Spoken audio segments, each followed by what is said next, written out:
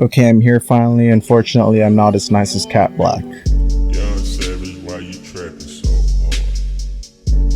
Why do you nigga capping so hard? Okay, before we start, guys, please remember to leave a like and subscribe. Unlike my other video essays, this is more of a sort of semi-scripted format. So if you like this video and you maybe want to see this format in the future, maybe just tell me in the comments and I'll consider it. It might work well for some other essays, but I felt like with this essay it would probably work better. For those of you who don't know, hi, I'm Satan. I make leftist videos on the internet.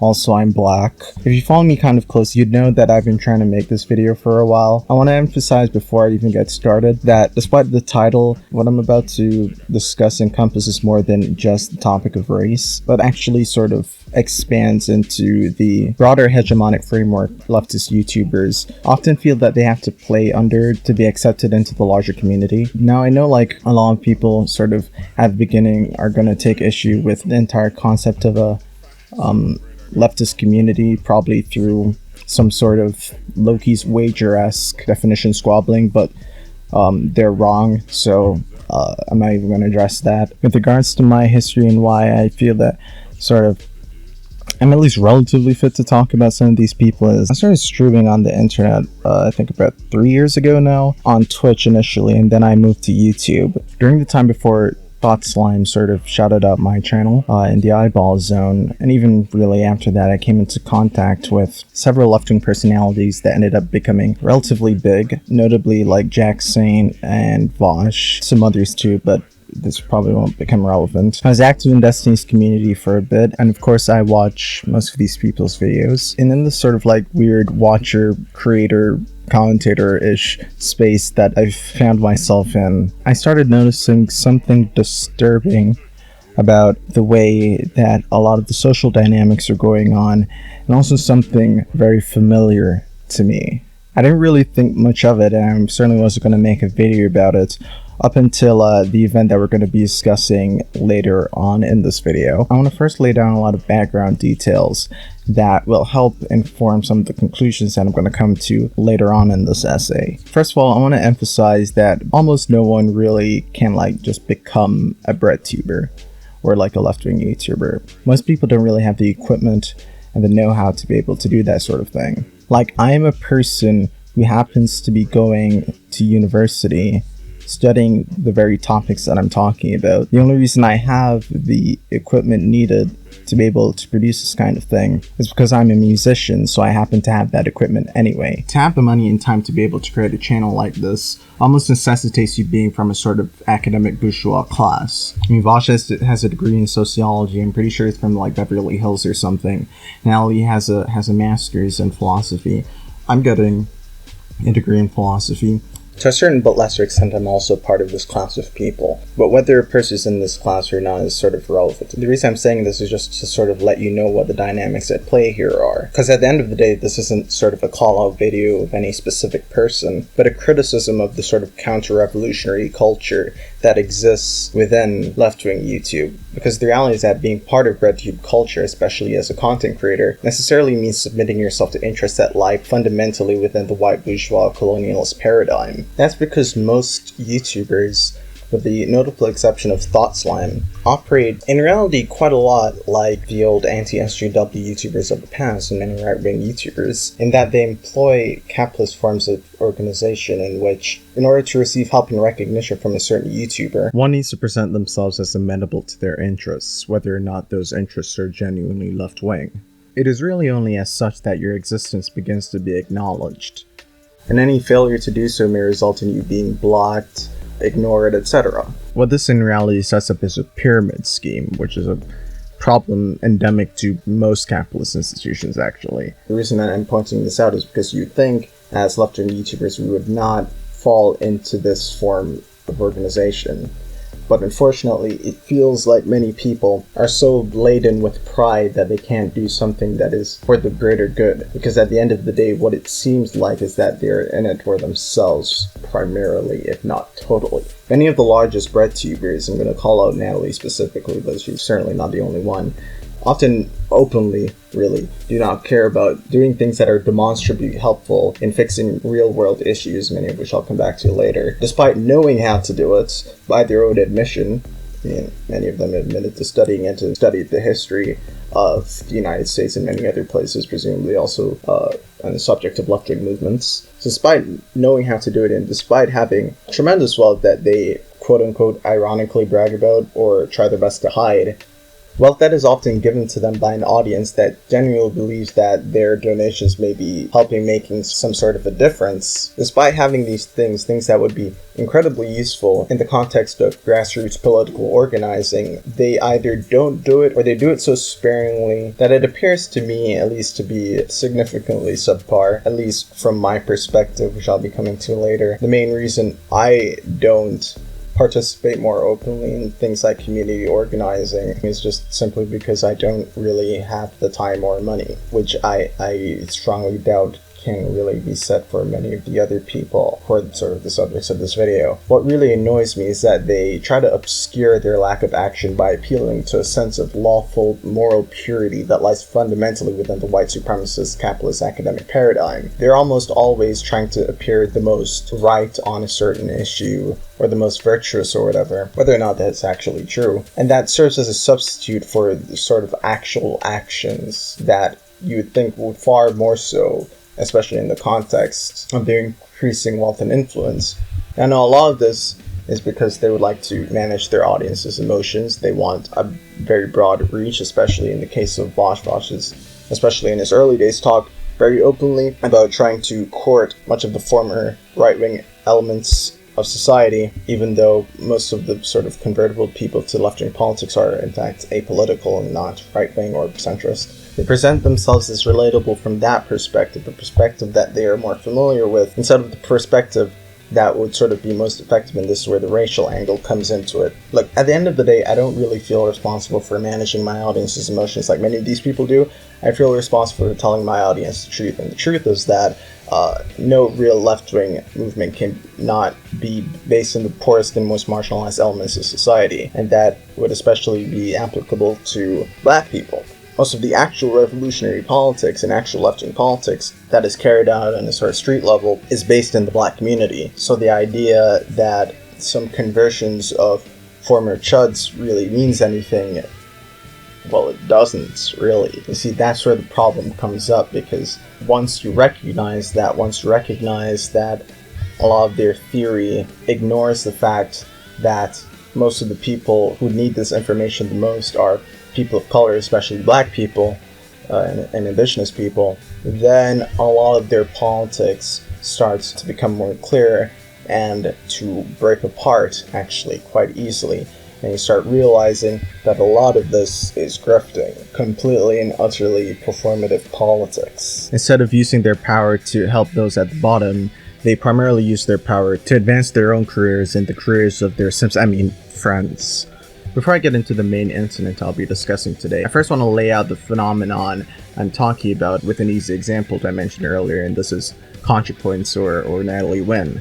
It is here that you can see the starkest transition away from political and philosophical discussions that would be more relevant for the working class towards overly long, hyper-produced gossip mills more amenable to the champagne socialist wine-mom demographic she gained during acceptance by the mainstream press. Natalie, however, seems more obsessed with image than, actual left-wing politics, which she's discussing less and less, and is in fact ridiculing more and more. Now, she always did this, especially with her notable Anarchitty character, but at least back then there was the hidden assumption that she preferred that politics, but increasingly we're seeing open counter-revolutionary arguments made by her during her videos, which makes one question from what place those caricature skits come from, because to me it increasingly seems like it comes from a place of opposition. As a general rule, the more radical a political community claims to be, the more likely it is to be a community of resentment. Self-styled radicals will tell you, superficial surface reforms do not interest us. The problem must be critiqued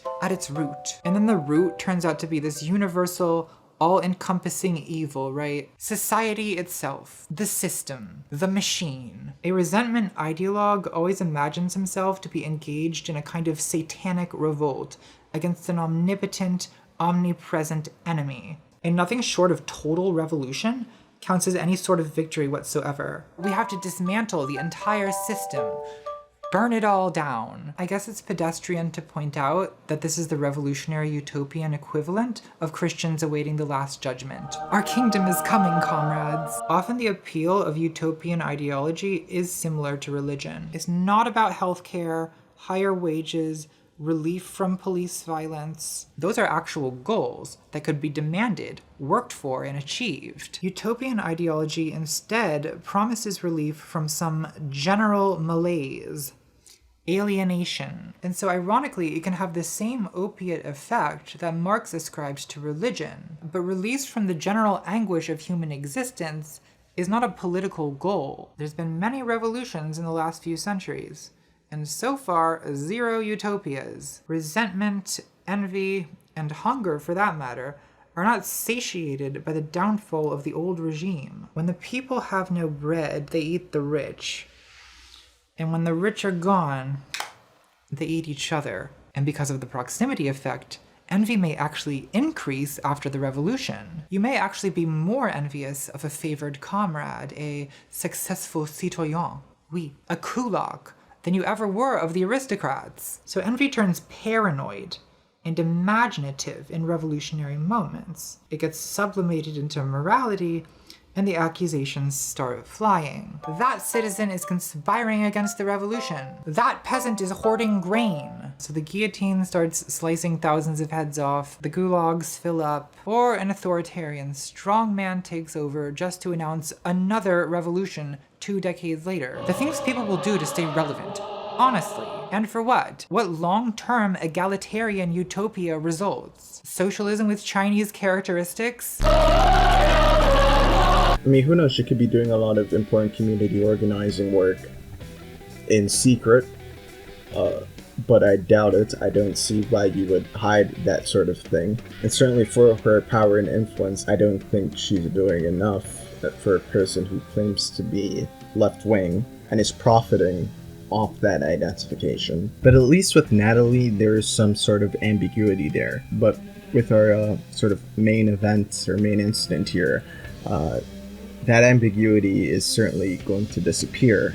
On screen right now, you'll see a post that was made, I believe last year, on the subject of revolutionary politics by the popular channel Folding Ideas, who also claims to hold left-wing positions, though I doubt, I mean, as far as I know, he's not made any sort of like gestures towards genuinely revolutionary politics, so I'm going to be fair to him in that case.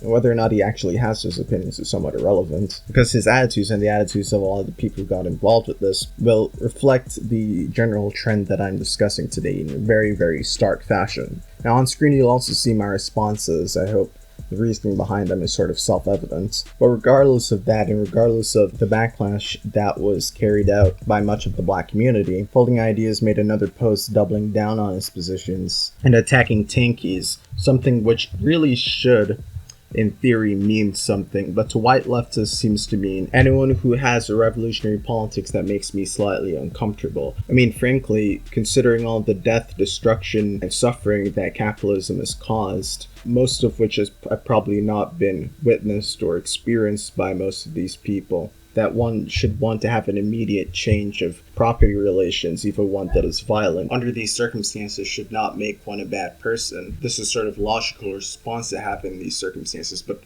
also in addition, saying that it is a bad feeling to have is sort of by definition counter-revolutionary. Now, you might say, oh, well, we're just talking about the people who want to do violent things, or the people who crave violence. Then why did he include all tankies? Because even most tankies I know are not like this. They just crave wanton violence for the sake of itself, right? They at least, even if they're killing people for what I think are bad reasons, they have reasons, right? And those reasons are at least justifiable from a certain point of view, and it's a point of view that seeks to help the majority of people and not harm them like fascists. Frankly, I've not really met any left-wing revolutionary, even very, very crazy people, that would prefer to have their revolution carried out by violence than, I don't know, just for like the material conditions of socialism to just pop into existence without pushback from capitalist forces. But unfortunately, that's probably not going to happen. But I know for many of these people speaking here in their comfortable positions, not having to worry about having to pay for food or rent or whatever, that wanting such a thing to happen might be inconceivable. But for like actual working people, especially working people that are affected by discrimination, which most of these people are, again, not, the prospect of violent revolution becomes a lot less disgusting, because it would mean you would stop suffering. And since you have been suffering for so long and so consistently, the idea that somebody who has not experienced the actual material conditions trying to dictate to the people who are actually experiencing those conditions what kind of political change they should desire, especially when the position that they advocate for would benefit them primarily and not the working class. The idea that people interested in such a revolution would listen to such an argument is ridiculous in the first place, but besides that, it is frankly insulting to make such an argument, because it inherently shows the privilege from which the argument is made. I mean, I'm sure it was real easy for him to type that out, right? But it's not easy for the people who actually want violent revolution to actually survive, because capitalism, especially now during COVID, is making that quite difficult. By advocating for a position that inherently tolerates the subjugation of Black and Indigenous people, they're in fact signaling their allegiance to a white cultural establishment. But they also simultaneously need to have plausible deniability, which is why the subject of race was never brought up. This is what I mean when I say gaslight racism. Racialized ideas and positions are put forward from a position of privilege, and when criticized from the angle of privilege, especially racial privilege, that privilege is obscured as much as possible, hence gaslighting. For those of you who are interested, I've talked about the subject of what I call gaslight racism in my video, The Canadian Police and Gaslight Racism, so check that out if you're interested. From here we can start discussing the nature of the grift. And perhaps even better than breadtube, political Twitch and the debate verb culture can probably be used to demonstrate this phenomenon even more. And I've talked about Destiny a lot, but to give an obvious and sort of recent example, we can actually talk about Vosh. I think many people are aware of his disturbing tendency to viciously attack Black women he disagrees with, from Brianna Joy Gray to fucking Nicki Minaj, to this recent situation with Professor Flowers. Vosh, even by his own admission, does not seem to recognize the bias caused by his inherent insulation from the realities of racism. Vosh likes to talk a lot about the arguments, right? But when the arguments are, in the case of Professor Flowers, on the morality of Black nationalism, Black separatism, there isn't really a logical conclusion that it is possible to come to in that case. So Vosh very often has to resort to these ridiculous reverse racism comparisons where he says, okay, if these Black people who are constantly and increasingly victimized, socially ostracized, etc., if the frustrations and the positions that some people in this community might come to in times of desperation, right? If these do not meet my moral standards standing here from the comfort of my gaming chair, then clearly this is the equivalent, or is it even comparable to the historical and current oppression of Black people. I mean, how can a person be an oppressor because of their race? Did all the millions of white people in South Africa, individually oppress all the Black people there? And I can tell you from my experiences online, there are a lot of Black people who are pretty goddamn racist. I think it's kind of silly to pretend that there aren't Black people who just are kind of shitty to white people in a way that doesn't have a sort of institutional bias behind it. There is nothing about being white that inherently makes you more racist. Over here in America, there are a lot of Black people that are racist against white people. So this latest round of shite was really kicked off when everyone's favourite dipshit Vosh, when he debated a Black creator, Professor Flowers, during which he spent a great deal of time conflating decolonization with ethnic cleansing and trying to call her a Nazi. Truly, we are entering the House of Reason. But I've talked to white nationalists, and they kind of talk exactly like how you talk. In online circles, this sparked a round of what can only reasonably be described as white people collectively shitting their pants. If he had to live this reality every day, I get the feeling someone like him would be singing a different tune. Then when he's asked as a supposed leftist to not behave this way to anyone from a marginalized group who happens to disagree with him or happens to have an opinion that might seem bad to him, because certainly this is not how we in marginalized groups tend to treat each other. He makes the, oh, well, this is how I treat everyone argument. This is, of course, really reminiscent of the old anti-SJW arguments, right? This is something that in my meme videos on Destiny I refer to as the lefty self-destruction cycle. When leftists, especially white leftists, gain such an ego that they see themselves as the arbiter of all truth, or at least portray themselves functionally in that way through their actions, etc. So that when an idea from their left, or perhaps even not from their left, but in a sort of different direction than the traditional white-dominated politics that they used to, sort of presents itself, they really seem to have no idea how to engage with it in a genuinely critical way. Instead, what they resort to is aggression, debate tactics, TM, finding any person from that marginalized group who agrees with them, and other tactics that are used quite often by reactionaries, thus starting their move in a sort of functional sense further and further to the right. They reflexively defend a person advocating in favor of ethnostates because the person making that argument is a black woman and the person contesting that argument is a white man.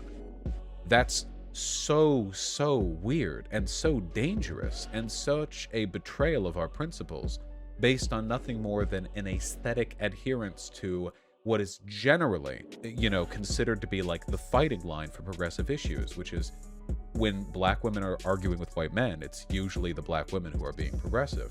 But as anyone who's watched a Candace Owens videos know, because the reality is yeah, I really would rather talk to Candace Owens than Vosh on race, because I don't think that Vosh is actually capable of engaging on the topic of race in a way that doesn't immediately center his own understanding of issues, flawed as they might be.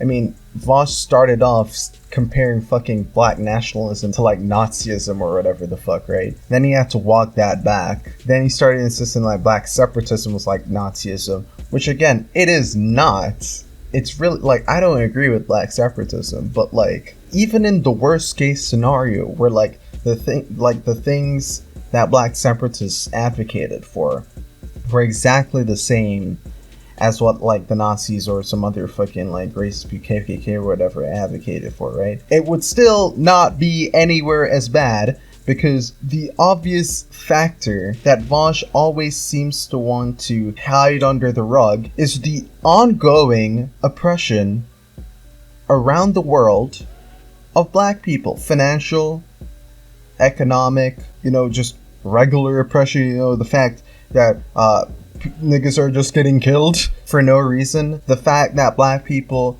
are a global underclass.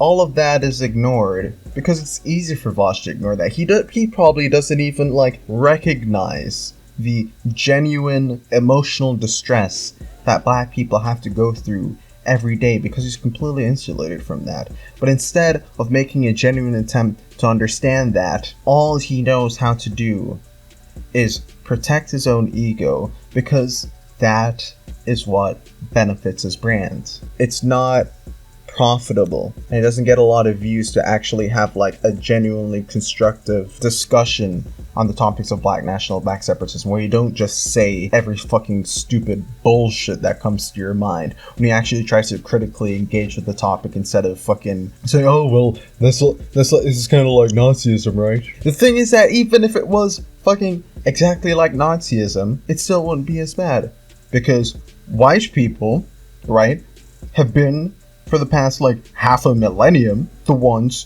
doing all of the oppression, right? So even if black people did that back in the same way, it still would be as bad, because white civilization is the one constantly aggressing in the first place. There are a lot of people who are saying that I'm genocidal, and I just want to clear up what I mean. What I mean to say is that there is no amount of violence that colonized people can enact towards their colonizers that will ever compare to what colonizers have done to them. that compares to the millions of kidnapped and enslaved people, to the thousands of years of history and way of life that has been wiped out, to the languages that have been lost, to the entire caste system that has been created, to the relocation and murder of millions, to the subjugation of entire nations, and to the subjugation and profit of stolen land. And how dare you compare the removal of those who have colonized stolen land and who have subjugated indigenous people as to being the same as the Holocaust? Colonized people have every right to say, you have slaughtered and subjugated us for hundreds of years, and you can no longer stay on stolen land. And as Kimberly Jones said this for Black people, I'll say it for all colonized people as well. You should consider yourself lucky that colonized people are looking for equality and not revenge. You have no right to be a part of this conversation. No right. How fucking dare you sit in your gaming chair and paint the real lives of colonized people as a hypothetical towards white genocide? You have no right. No right. And that, not because you think I'm genocidal, is the reason I keep on insisting that we need to shut the fuck up and leave the decisions of decolonization to colonized people.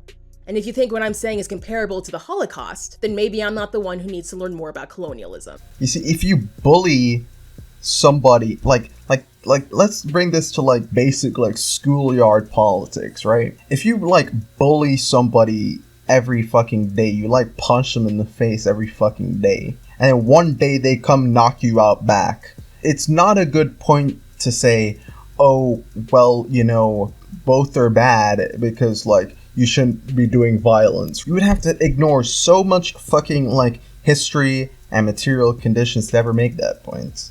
Most people actually would probably be like, yeah, the fucking bully deserved it. And this isn't to say that like, you know, white society, white and black society are like the equivalent of like two fucking like people on the schoolyard. But this is just to say that the angle of this is not the same thing, right, is so obvious that the only explanation of why Vosh keeps bringing it up is to save face from the fact that Vosh even engaging in this topic to begin with in such an aggressive and uncaring way, by his own admission not even engaging with the actual subject matter at hand that closely. All of these are just ways to build his own cult of personality and build his brand. What the truth is doesn't really matter, because the reality is that you couldn't possibly look at any of these exchanges and think that any of these debate bros are genuinely interested in like reaching a genuine conclusion on the nature of racism, because really the fact is that most of them are not really fit to even talk about this stuff. But even if they were, clearly all they care about is winning some fucking argument. They don't care about understanding the realities of these positions. By Vosh's own admission, Vosh didn't even fucking know what black nationalism was at the beginning of this whole drama. So, you know, what the fuck?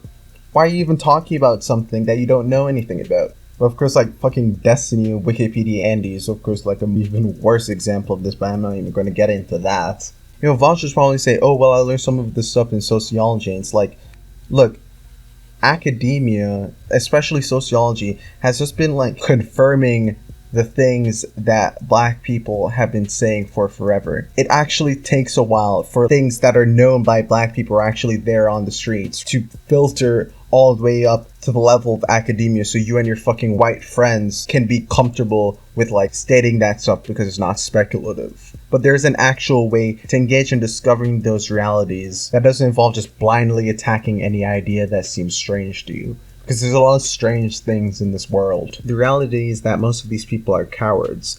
They talk a big game about, oh, well, I believe this, I believe all the right things. I'm not a white supremacist, I think this and this and this, and I hate all this identity politics. But no, like, black person on the left would ever actually like them, because they think that they know racism better than fucking black people. It's insane. And then they're going to use the fucking Candace Owens argument, like, oh, well, Candace Owens says some bullshit, like, and so, like, Candace Owens isn't fucking paid off by how many fucking, like, different conservative institutions, but whatever. They use this as a way to devalue the opinions of black people who are, like, genuinely on the left, elevate their opinions, insulated from the realities of racism, to the opinions of black people who actually experience racism every day. Who are on the left. That to me, is just ridiculous on its face. It's really just sophistry of the highest order, a complete concern with perfect argumentation and having the right opinions over, truth, reality, etc. But the reality is that it's in their interest to do this, because all of them are trying to create this fucking cult of personality where they're implicitly trying to convince their audience that they are the prime arbiter of basically every political position in the world. Because it feels like that's what all of these fucking white leftists are trying to do. Despite all their talk of leftism, functionally, they all want reality to be dictated not by, the people, the working class, the general masses, but by, an elite group of mostly white intellectuals, each of which has their own fucking cult of personality and their own fan base that rapidly go after each other. And this is the exact thing I am trying to not do. I don't want this weird cult of personality where people feel that they have to agree with me on every fucking thing. Otherwise, I'm going to treat them like shit, especially if they're a marginalized group. I'm going to make money off of speaking over them on their own issues. I mean, you don't see me talking about why, the fucking PLO is a terrorist organization or something. I'm not Palestinian, and the idea that I even have the right to dictate to the Palestinians what the right method of their own liberation from Israeli rule should be is ridiculous to me as a leftist. Why would I ever have I don't even live there. I don't experience that reality. Why should I even have an opinion on that? Unless, I don't support their cause. If I support their cause, then my respect for them as people should not hinge on whether I personally agree with everything they think. I mean, I don't support a significant amount of what Hamas does, right? But, I'm not out here, attacking, anyone who fucking, supports Hamas, because, as a person with a genuine understanding of human nature, I can understand that a lot of people have a lot of genuine reasons for supporting Hamas. I'm not trying to brand anyone who disagrees with me on some things as some evil fucking person. I'm not saying that there shouldn't be limits to this. If a person from Hamas is genuinely saying, yeah, we should just fucking genocide all of the Jews and fucking do a second Holocaust, and yeah, that's pretty bad. That's an extreme case. Most people even in Hamas are not really even saying this. It's not just my understanding of other people that makes me differ from many of these other breadtubers. It's also just the fact that I'm actually genuinely transparent with most of my views. I might not state them very forwardly or whatever, but it's fairly easy to read between the lines and know what I believe. I'm in the comments all the time. I'm willing to very openly say what I believe. With most of these other people, especially white leftists, you genuinely start wondering if they believe anything. I'm poor as fuck. Over time, as I become wealthier, I plan on becoming, more and more transparent with, what I'm doing with my life, where my money is going, etc. Ideally, that's what somebody should do. Gain more and more fame and money because they're gaining, sort of more and more responsibility.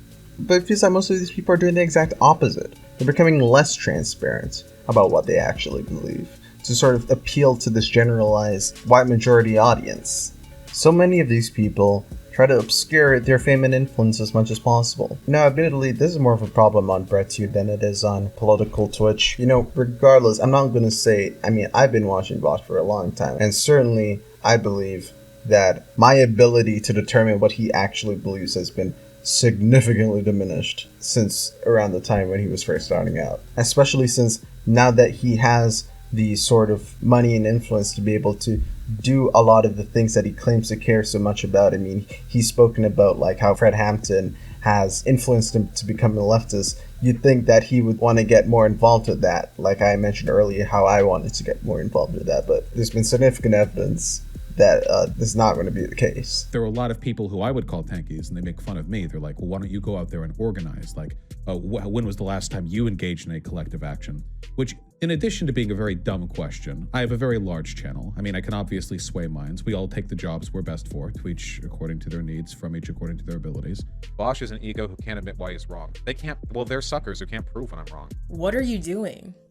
Vosh goes on to say that I literally got into leftism because of the Black Panther Party. The assassination of Fred Hampton's on a bookshelf to my left. That's still, to me, the foundational text that I used that got me into this whole political scheme. Fred Hampton was a black nationalist. When people talk about black nationalists, he's one of the names that comes up. But you didn't know that, did you? Which is why you were able to somehow read and admire Fred Hampton, a black nationalist, and still go on to debate that black nationalism is equivalent to white nationalism. Later on in the stream, Vosh goes on to clarify his positions on black nationalism. My point here is that I'm upset by other people misconstruing black nationalism. That there are people who will lie, say that they're one type of black nationalist, the kind that I'm on board with, but then in reality they're black separatists. They're not lying, Vosh. Most black separatists are black nationalists. Not all black nationalists are black separatists. They're not mutually exclusive. When these people are telling you who they are, they're telling the truth. I know that his audience will say that he's simply misspeaking, but he's not. He just doesn't understand what he's talking about. And not getting it is fine, actually. It's okay to not know something, but it's not okay to make a video about this and give these kinds of misrepresentations to thousands of people, which leads to making a leftist space more hostile to black people. At one point, Vosh asks, What do I do? You know what you can do? You can just stop. You didn't have to have a debate on black nationalism without understanding it. You didn't have to continue to misrepresent these ideas. You didn't have to respond to my video without actually watching it. If you're not going to try to figure out how to make these things right, then the least you could do is just stop.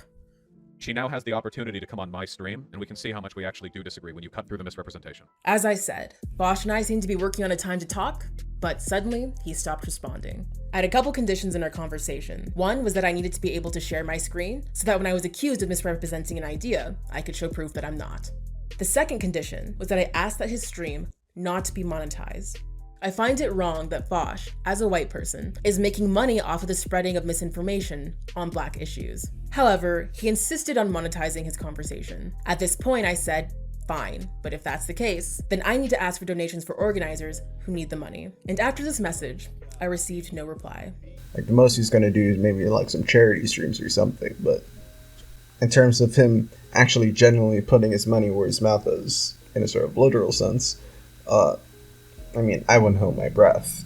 I'll tell you straight up that I think that most breadtube creators are scum, villainous grifters who prey on the prejudices of the working class. They craft their messages to suit those prejudices instead of, suiting the truth. They abstract their views so much, focusing primarily on drama and basic theory, that their audience gets the impression being a leftist means watching breadtube and voting for Democrats every 4 years. Worse yet, for most of them, providing mutual aid to other creators means essentially acting like a simp. But I don't exist to serve them. I don't even exist to serve Thought Slime, and thank God they've not done anything to suggest I needed to. And I don't want to insinuate my observations are some sort of objective critique or analysis of the breadtube culture. I don't think such a thing is possible. This is just my experience as a person from many marginalized communities in this space. If there's any counter evidence, certainly if there are any other perspectives that you guys would want to give on this topic, definitely let me know in the comments. I mean, for this video especially, I'm definitely going to be in the comments a lot, trying to come to the best understanding I can of really even my own critiques of breadtube culture. But I will say that I do think my perspective here is particularly important. To sort of leave you with a final example, I'm going to take the example of Jack Saint. Now, Jack Saint was a person who I met even before Thought Slime, I think. I think they shared my video on Autism Speaks, and I had a couple of discussions with them.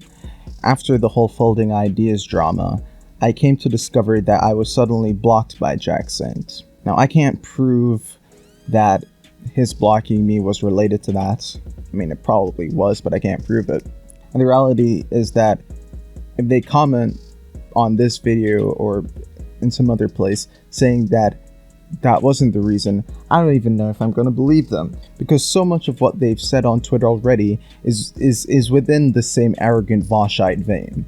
Really, when things like this happen, I feel like I'm going insane, because these people cannot publicly confront me, have a discussion with me in a logical fashion, probably because they know that I'm far more intelligent than all of them.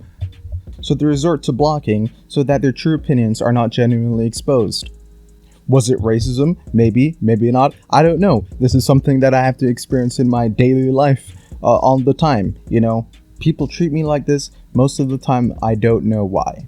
And I'm forced to sort of retroactively try to figure out the most likely explanation. I, again, feel like I am being gaslighted all the time. The reality is that if I consider their actions in the terms of a meme that has become somewhat popular recently, then so much of what they do becomes so much clearer to me. You know, why don't they engage in the most effective forms of activism? Feel content to just posture online? Why do they block anyone who slightly disagrees with them, even if it's like a person of color disagreeing with them on the context of race? Why is it that they're so intimidated by anyone who can actually shame them in a public discussion? The only explanation I can come up with is they just want to grill.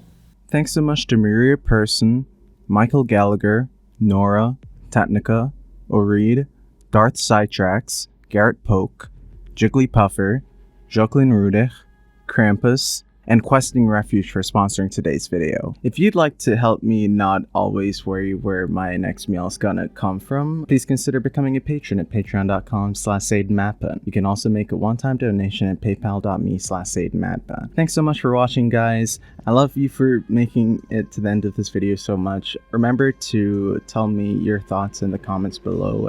I'm gonna be there, and I'm definitely interested to hear what you guys think. News, I made an Instagram recently, so follow it because I'm cute as fuck. Also, I'm going to be releasing my music video for my first single, Best Side, really soon, so make sure to look out for that because it's going to be really cool, and make sure to share it around because like I've been working on it for a real long time, so I really hope you guys like it. Thanks so much again, guys. Love you. Bye.